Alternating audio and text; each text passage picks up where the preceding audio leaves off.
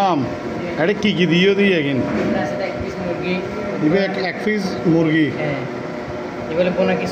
বোনা খিচুড়ি আর 2 পিস শসা এটা বুনা খিচুড়ি কি দিও বোনা খিচুড়ির গাজর হ্যাঁ তারপর 2-3 ডলের 3-4 ডলের ডাল জি অঞ্জন কাটারি চাল তারপরে এমনি 2 শসা দিয়ে এবার কম্বল লোকে 100 টাকা নেয়